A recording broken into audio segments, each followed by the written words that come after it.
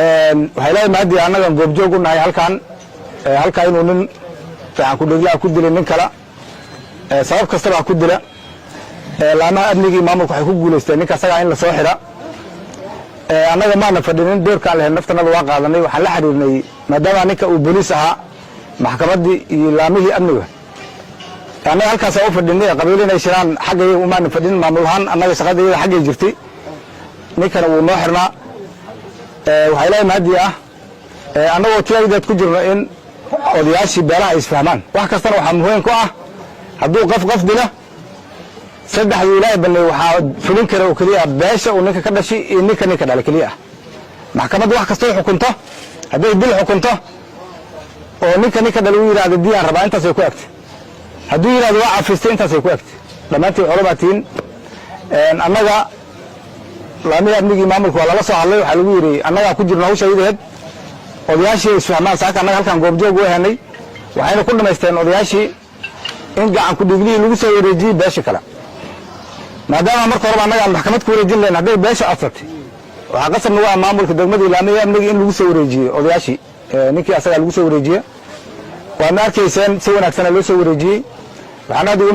mahadcelinayaa beesha uu ninka ka dhashay oo reer axmed iyo beesha sida oo halkaan ku fadhida dhammaantood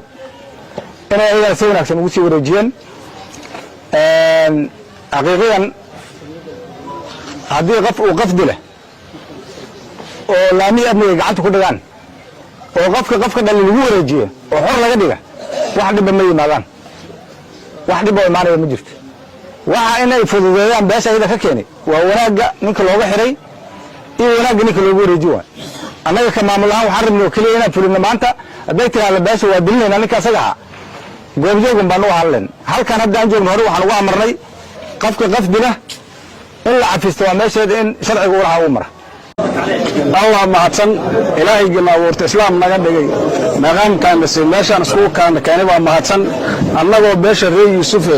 waxaan wareejinaynaa marxuumkii dhintay walaalkii dilay waxaan ku wareejinaynaa beesha reer axmed anagoo afka reer yuusuf ku hadlaya magaceyganu waa hiire maxamuud xasan inay walaalaha naga gudoomaan tolimo iyo hadduu alla kuusa waxaan ahaan jirnayna aan noqonno sidaasaan ku wareejinaynaa assalaamu calaykum waraxmatullahi wabarakaatu cabdiqaadir oo ah ninkii wiilka dhalay dhintay waan gacanta u gelinay odayaashiisi baan nahay hadalkana asagaan ka sugaynaa meesha uu kalaamaanan rajixinaynaa wax yar baa ii dhiman waxaan codsanaynaa beesha gaashireello ama sido codsigaas wiilka waa daba joognaa kii horaa naga dhintay kan in noola daayo mag noogala gato tolimo noogula daayo sidaan ka codsanaynaa walaalahana beesha reer axmed baan ka codsanaynaa cabdiqaadir oo aabbaan ka codsanaynaa hooyaan ka codsanaynaa jifadaan ka codsanaynaa assalaamu calaykum waraxmatullahi wabarakaatu